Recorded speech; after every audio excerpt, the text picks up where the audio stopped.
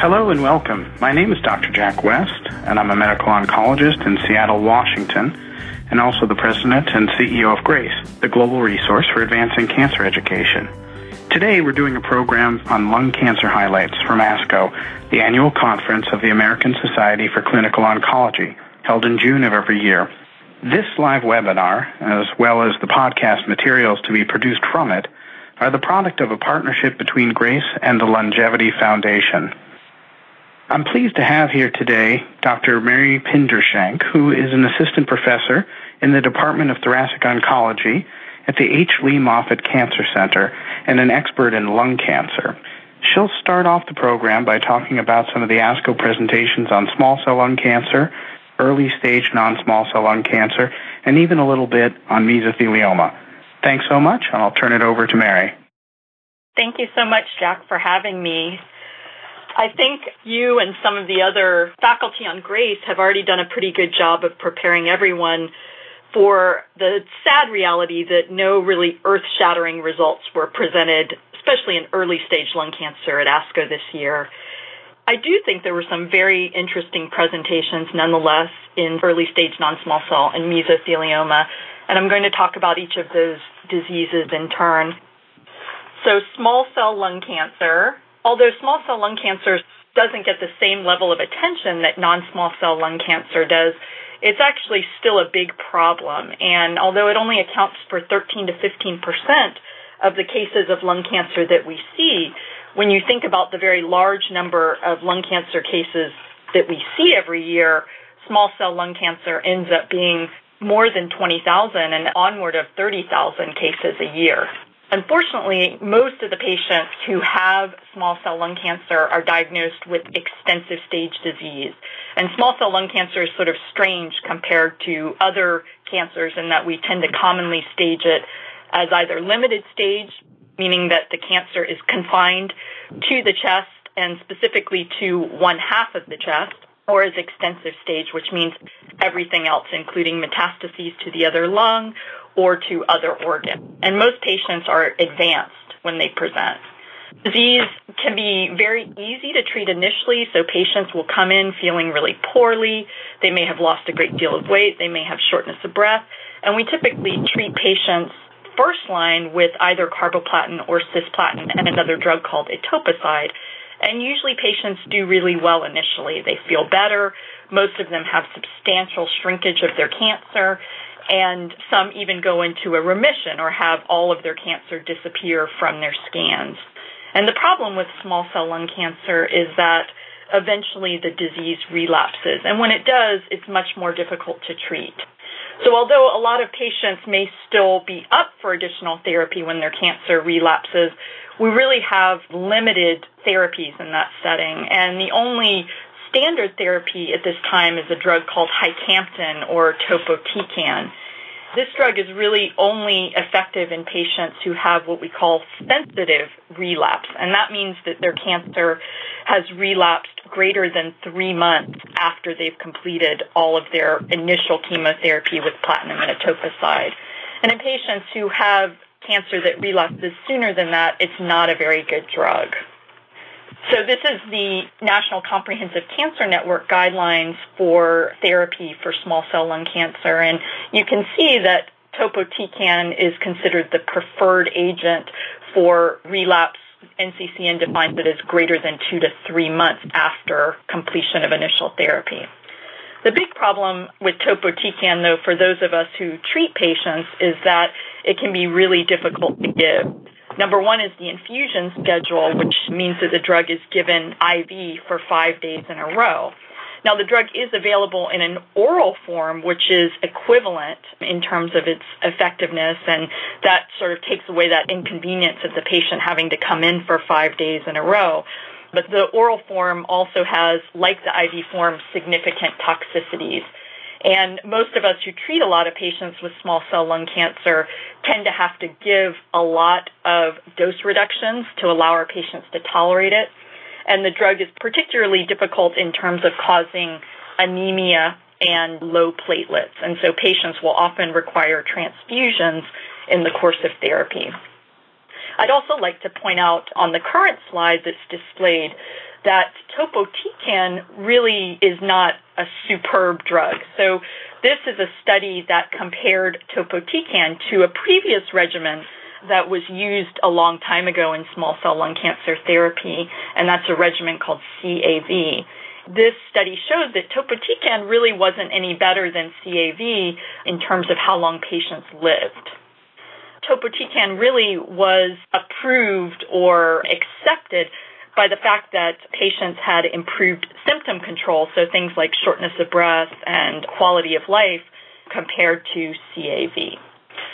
So, getting to a study that was presented in the oral abstract session, which are considered to be the most important presentations at ASCO. This was Dr. Jati's study, a randomized phase 3 trial comparing our current standard, which is topotecan, and in this trial it was administered intravenously with amrubicin. Now, I know a lot of you at Grace are fairly familiar with amrubicin because there have been earlier trials, phase 2 studies, that were presented with amrubicin, and amrubicin is also used quite a bit in Japan. And so many patients who have small cell lung cancer know that the drug exists, and we've been waiting for quite some time for the results of this phase 3 trial. So this is basically a gold standard to help us compare a standard drug to a new drug. And the primary endpoint, or what this trial was looking to show, was an improvement in overall survival for patients who had small cell lung cancer and had completed their first-line chemotherapy and then progressed. Now, this trial allowed patients with both sensitive and refractory disease to enter the trial, so they weren't excluded on the basis of that. But the patients did have to have a good performance status, so they had to be pretty healthy and ambulatory in order to get on the trial. I'd also point out that the infusion schedule of amrubicin is a little bit more convenient than topotecan. So unfortunately, when Dr. Jati presented these results, we did not see a difference in overall survival between the two groups. So the overall survival for amrubicin, the median overall survival was 7.5 months, and for topotecan, it was 7.8 months. Now, whenever we compare in a phase 3 trial two treatments, we always look at something called the p-value, and that tells us whether we think that there truly is a difference between the two treatments. And if that p-value is higher than 0.05, which it is in this case, it's about 0.17, then we don't consider there to be a significant difference between the two treatments. Now, in this case, you can really see that these two treatments were close enough that you probably wouldn't have thought that they were significantly different.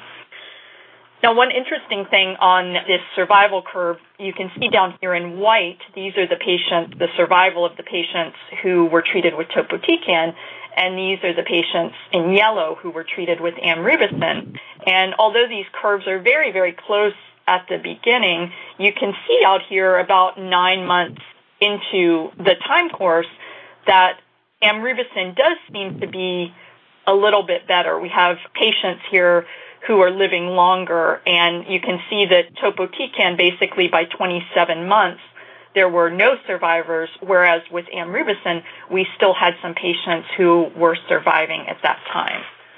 When we compared overall survival in subgroups, so we broke it down into sensitive patients who are up here on the top and refractory patients who are down here on the bottom, what we found was that overall survival was not significantly different between the patients who got amrubicin and topotecan who had sensitive disease, meaning that they had relapsed more than 3 months out.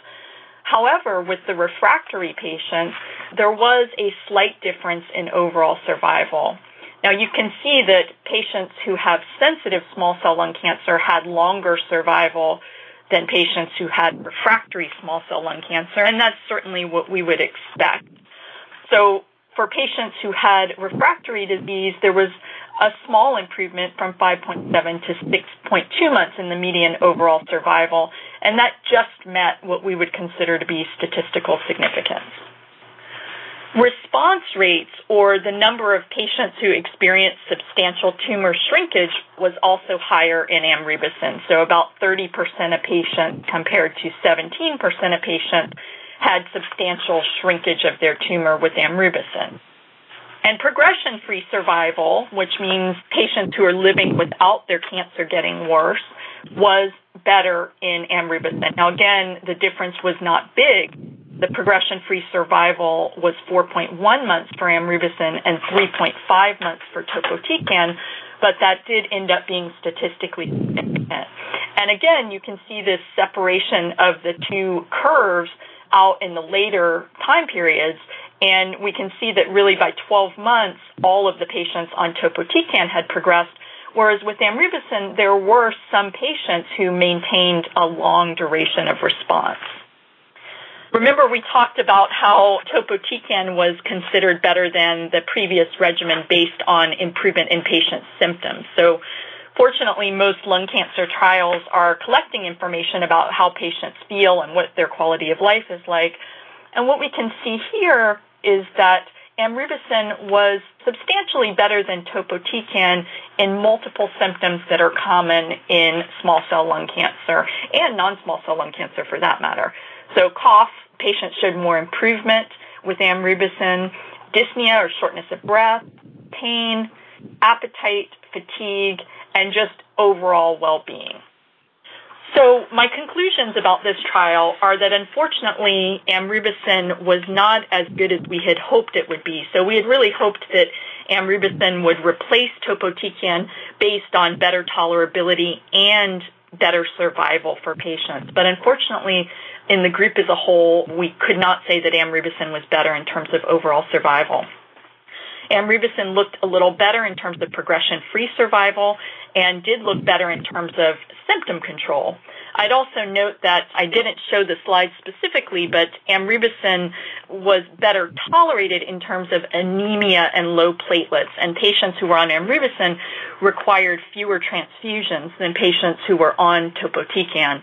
And this is, as I said, certainly something that we see in clinical practice as being a real difficulty with topotecan.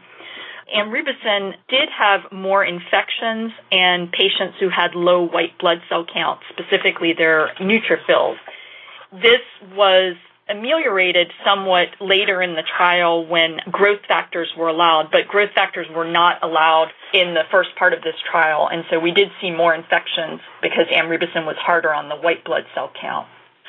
Finally, amrubicin has a slightly more convenient schedule, and the authors also were being very careful to look at cardiac function because amrubicin is part of a class of drugs called anthracycline that can damage the heart and result in heart failure. And in this study, amrubicin did not show any effect on the heart function of patients, so that's also encouraging. So I think I would consider this drug as an option for my patients if it were available. I would certainly like it to be available because I do think that symptom control is a very big issue in patients with small cell lung cancer. They tend to have quite a few symptoms from their cancer. So I think this would be a nice option to have, but I think it is going to be an uphill battle for the drug to be approved in small cell lung cancer. So next, I'll just quickly go through the second small cell trial that was presented in the oral presentation. And this goes along the other theme that we see very frequently in small cell trials. So we're either trying to find something new or we're trying to add something new to our first-line therapy to see if we can do better. Now, in my opinion, we probably can't do a whole lot better in terms of making more patients respond to the treatment because we're already doing pretty well there with first-line. And what we'd really like to see is a longer time to relapse or longer survival in these patients. Now, the way that this trial was designed, the authors added a new drug called obataclax to the standard therapy for small cell lung cancer, or one standard. Some would argue that cisplatin etoposide is a preferred standard. The authors added a third drug to the standard of carboplatin and etoposide, and then patients who were on the obataclax arm were also given maintenance obataclax. And then the control arm was just the usual carboplatin and etoposide. And the authors actually chose as their primary endpoint an improvement in response rate, or the number of patients who showed substantial tumor shrinkage. So they actually wanted to see a 20% improvement in response rate to consider this a positive trial. This drug is called a pro-apoptotic small molecule, and pro-apoptotic just means that it helps cells to die, and specifically cancer cells. There were some good data from the lab and from some early studies that it might be useful in small cell lung cancer, and so that's why the trial was designed. As I said, the primary endpoint was response rate, and then they were also looking at progression-free survival and overall survival. So unfortunately, the trial did not meet that pre-specified endpoint, and so you can see the response rates for these are complete responses and partial responses for all the patients there. And what you can see is that the response rate was 65% in obataclax arm and 54% in the carboplatin etoposide arm. And that was not statistically significant. Now, the authors then added in the category of stable disease to the complete responses and partial responses. And when they did that, they did see a statistically significant difference between the two groups. And we can see here that the median progression-free survival was 5.4 months for the standard arm and 6 months for the arm that included obataclax. And the p-value was close but did not meet 0.05. And again, with overall survival, the p-value just barely did not quite meet statistical significance. So there was a trend towards an improved survival for carboplatin, etoposide, and obataclax, with an overall survival of 10.6 months compared to 9.9 months in the standard arm.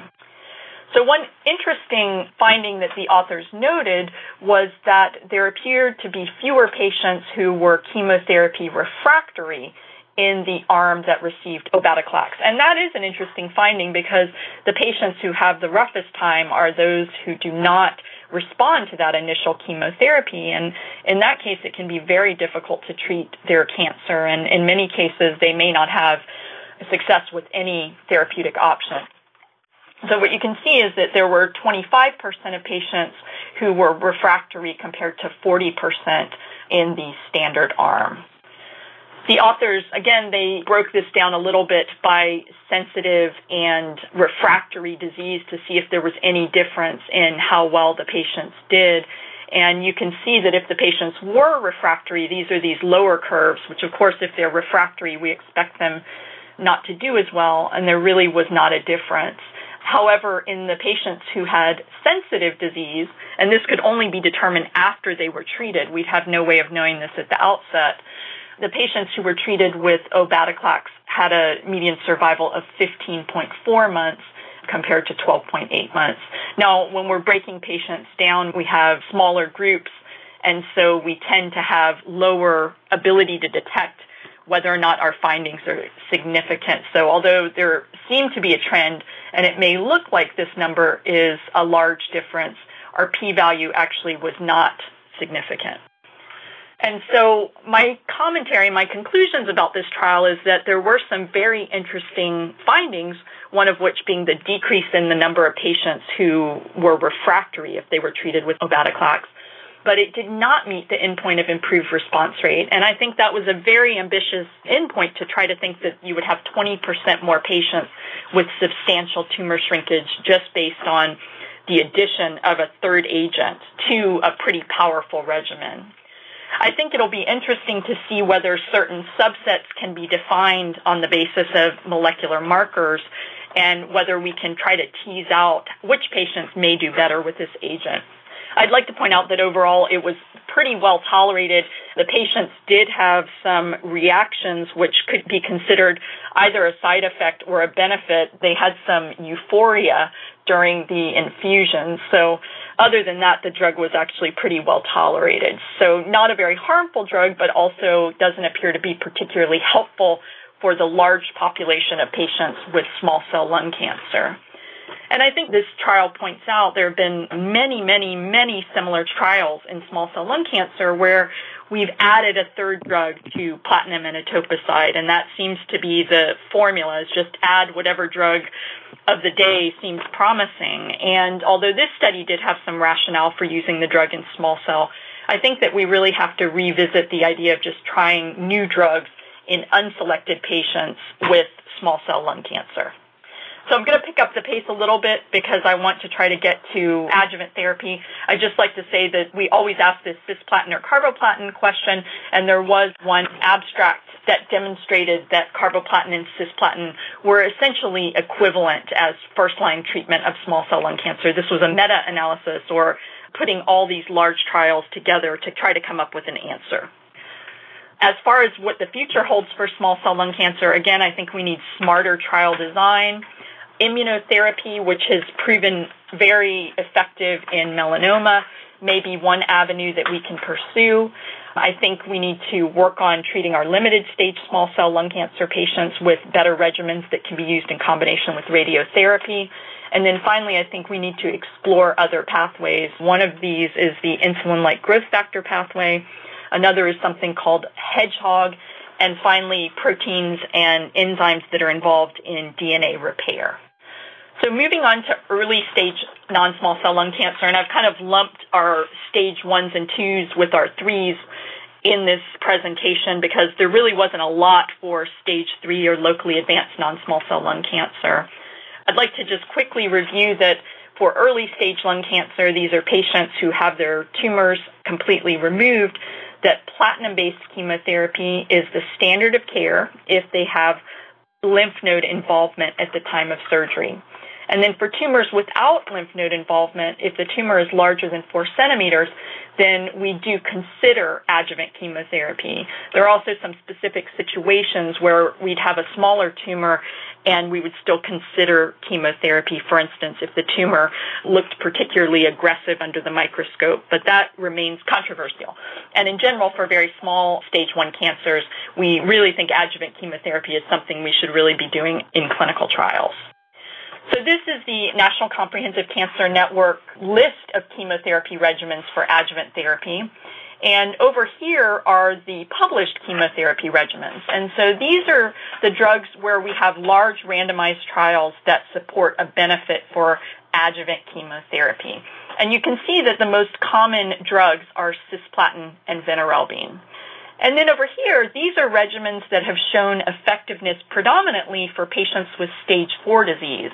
And essentially, for patients with stage 4 disease or metastatic cancer, regimens like cisplatin and gemcitabine, cisplatin and Pemetrexed, and of course carboplatin-based regimens have replaced these regimens, and we rarely use cisplatin and vinorelbine or cisplatin and etoposide for patients with metastatic cancer. But they are still the drugs that have the most evidence behind them for adjuvant therapy. So I'm going to talk about a study by Dr. Kreuter. This was a European study, basically that was trying to decide whether it was feasible to use cisplatin and Pemetrexed, or Alimta is the trade name of the drug. The authors weren't trying to see if cisplatin and Pemetrexed were better than cisplatin and vinorelbine in terms of survival of patients. They were just trying to see whether it was going to be easier to deliver this new drug combination, more feasible for patients and doctors to deliver the drug.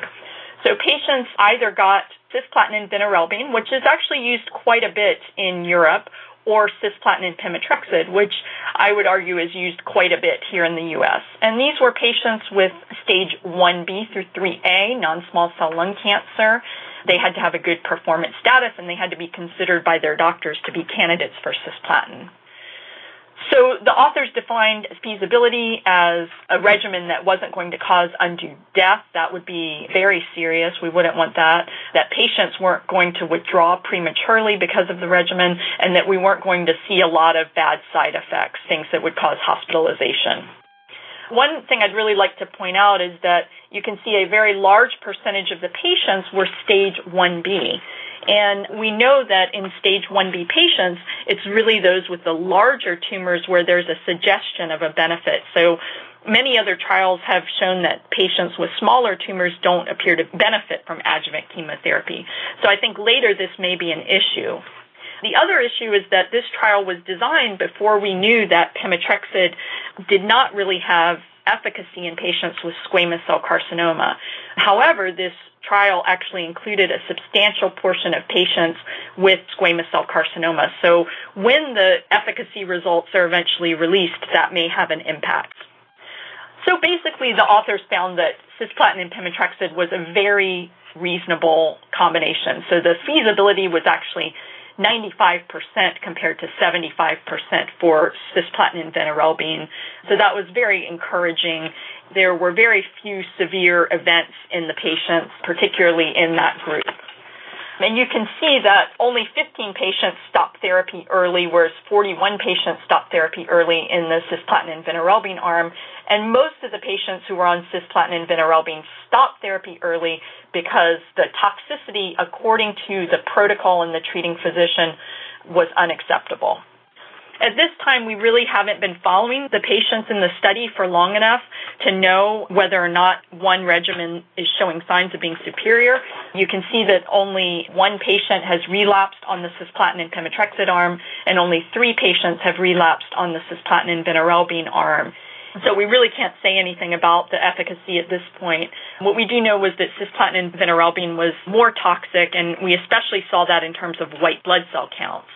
And I think most of us from our practice with stage 4 patients know that cisplatin and pemetrexed is a pretty easy regimen to give. So I think in conclusion, this trial, really there were no surprises, although it's nice to see that it's feasible to give this to patients who've had surgery. I think when the final results of the trial come out, it may be hampered by the fact that there were a large number of squamous patients who we don't expect to benefit from pemetrexed and a large number of patients with stage 1B. And finally, I think that many of my colleagues are already doing this in the adjuvant setting, and that kind of gives me a segue to my next presentation, which is just Dr. Heather Wakely's update on the ECOG 1505 adjuvant trial. Now, the ECOG 1505 adjuvant trial allows physicians to choose from one of several chemotherapy regimens and then randomizes patients to either standard chemotherapy with one of those regimens or standard chemotherapy plus a year of Avastin or bevacizumab. Now, we already know that Avastin has activity for patients with non-small cell lung cancer who are metastatic. So this is the trial that showed us that bevacizumab or Avastin added to carboplatin and paclitaxel chemotherapy showed an improvement in overall survival from 10.3 months to 12.3 months and an improvement in progression-free survival. So on the basis of that trial, Dr. Wakely and colleagues designed a study to test whether bevacizumab improves outcomes for patients with early-stage lung cancer. So this is a huge trial, 1,500 patients. They have to have stages 1B through 3A already resected, and it only allows patients who have tumors greater than 4 centimeters. And patients either get chemotherapy for 4 cycles or chemotherapy for 4 cycles and bevacizumab. And as you can see, as I said, in the U.S., cisplatin and pemetrexed is already fairly well accepted and is actually included as one of the 4 possible regimens that physicians can choose from on this study. So Dr. Wakely just presented an update. What you can see is that already 636 patients have been accrued to the study, so we still have a long ways to go. One interesting thing is that there were actually more women than men on the study, and that's unusual for lung cancer trials, so we will have a fairly good representation of how women do with this regimen. You can see the distribution that about 24% of patients had stage 1B lung cancer and then varying amounts of other resected lung cancer. Majority were adenocarcinomas, but still a large proportion of squamous cell carcinomas. And this just shows you what drugs oncologists are choosing. Venetoclax was one of the most popular choices, second to cisplatin and docetaxel. But Pemetrexed was actually kind of a late entry. This was only added in 2009 as we got more data for patients in the metastatic setting. And again, only non-squamous patients can use Pemetrexed. So I think that this is likely to represent a greater proportion of patients once the study meets its final accrual. Dr. Wakely presented the data on toxicity. We don't have any data yet because we haven't met the accrual for survival, but we do have data on toxicity, and basically there were no unacceptable or big surprises in terms of toxicity. Hypertension was more common in patients who were on bevacizumab, and that's a known side effect. Proteinuria was more common in patients who were on bevacizumab, again, a known side effect of bevacizumab. Neutropenia, a bit more common, and we saw that in the stage 4 trial as well, so that was not a surprise. There were 7 deaths on the standard arm and 10 deaths on the bevacizumab arm, so not a big difference there and actually not a significant difference. And there were no surprises in terms of the causes of death. Specifically, there was no big problem with hemorrhage, which was something that everyone was concerned about with bevacizumab. So I'd like to just quickly present a couple of abstracts that were not in the oral presentation, but just 2 abstracts on adoption of adjuvant chemotherapy for non-small cell lung cancer in elderly patients. So there was one study from Canada that looked at adjuvant chemotherapy in the elderly. Now, this is important because many of our patients with lung cancer are elderly, and that is defined by some as over 65 and by others as over 70. And we're not quite sure what to do with those patients, sometimes for adjuvant chemotherapy, because our large clinical trials typically included younger patients.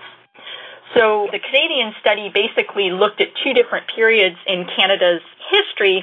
One was in the early part, 2001 to 2003, and then 2004 and later, and found that as chemotherapy started to be adopted amongst elderly patients, it was used more frequently as time went on. Survival improved in that group of patients. And then an American study that looked at our Medicare SEER database, which includes information on treatment of patients who were over the age of 65, also found that there was an improvement in patients who received chemotherapy who were elderly compared to those who did not receive chemotherapy after surgery. Interestingly, in Canada, cisplatin regimens were by far more commonly used, and in the U.S., carboplatin regimens were more commonly used.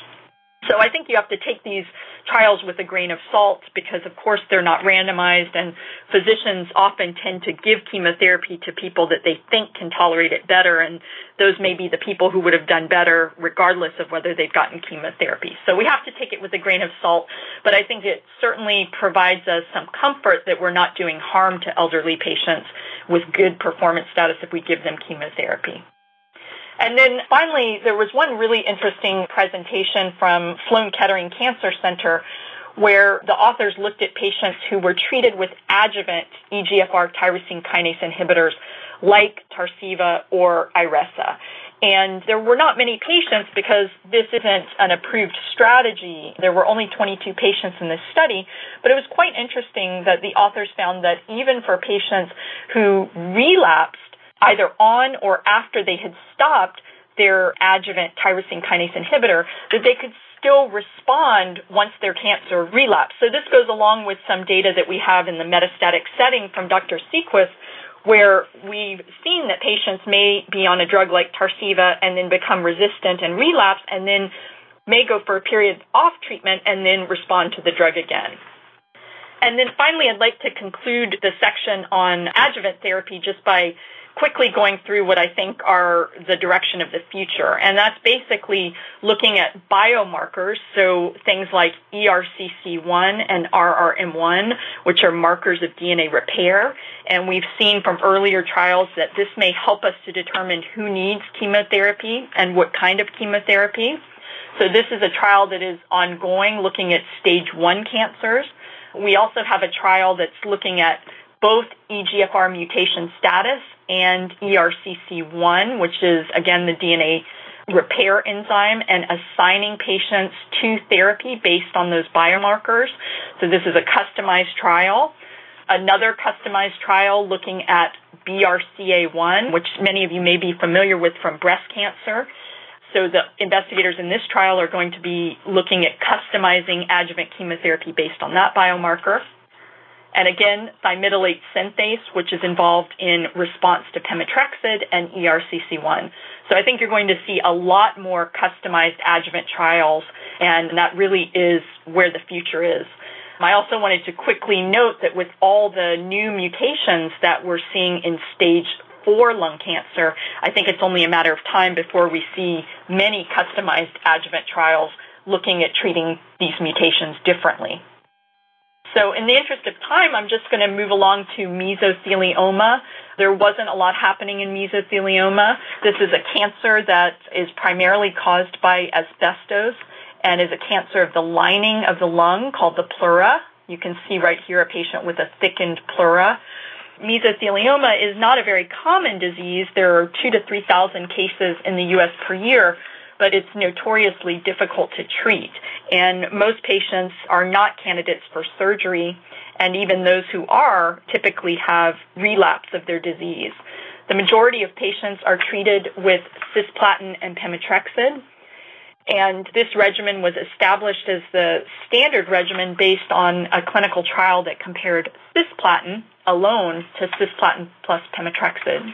You can see that about a little more than 40% of patients had substantial shrinkage of their tumor with the combination of cisplatin and Pemetrexed. The progression-free survival was about 5.7 months, and the median overall survival was about 12.1 months. So this is our first-line regimen. We really don't have a standard second-line regimen for mesothelioma, and we have two goals. One is to try to improve on the first-line regimen so that patients can do better, and the second is to try to come up with other drugs that we might be able to use in the second-line or greater setting. So unfortunately, we didn't find any of those this year. The first trial that I'm going to discuss briefly was a trial of maintenance thalidomide versus observation after chemotherapy with cisplatin and Pemetrexed. Many of you may have heard of thalidomide because of its very infamous history of causing birth defects in children in the 1960s and 70s, and the drug was banned because of that. It's now been resurrected and has shown some very significant effectiveness in a cancer called multiple myeloma. Well, mesothelioma is a cancer that has very high levels of vascular endothelial growth factor, which is also the target of the drug Avastin. And thalidomide inhibits VEGF and also has some other effects on the immune system. It was formerly used as a sleeping pill because it causes extreme sleepiness. And this trial randomized patients after they had received cisplatin and Pemetrexed or carboplatin and Pemetrexed to either observation, which would be the standard of care, or thalidomide. And you can see here that basically these two curves for time to progression essentially overlap completely. So there was really no benefit to patients being on thalidomide. The addition of that drug did not stop their cancer from progressing. These are the overall survival curves. And again, if anything, it looks like the patients who were on thalidomide did a little bit worse. Now, that was not statistically significant, but certainly very disappointing when we're having our patients take another drug with no benefit and potential harm. And then another drug called Sadira, which inhibits multiple VEGF receptors as well as other receptors within the cell, was given to patients with mesothelioma and unfortunately showed very disappointing results. This was just given as a single agent, so it was not recommended that this drug be pursued further. There was one abstract that showed some promising results. This is actually a drug called SS1P, which is an immunotoxin, and it was combined with Pemetrexed and cisplatin in the frontline treatment of pleural mesothelioma. This was not a randomized trial. This was actually a phase 1 trial to determine the safe dose of giving this drug. But once the patients were receiving higher doses of SS1P, it does appear that the patients were having more tumor shrinkage than we would have expected historically. Now, that doesn't mean this is ready for prime time, but I think it's encouraging to see some signs of activity in mesothelioma. I think in mesothelioma there will be an increasing emphasis on trying to find biomarkers that might suggest certain treatments for mesothelioma. And we've actually had some encouraging biomarkers that have been discovered recently. So I think that in coming years we will see some improvement in the treatment of mesothelioma. But again, I think that simply adding a third drug like we are trying to do in small cell lung cancer is not going to be the route to success. Thank you very much, and I would like to turn it back over to Dr. West. We'll continue with a question and answer session in a later podcast. Thanks for listening, and thanks to our co-sponsor, Longevity Foundation, for helping to make the live program and these enduring podcast materials possible.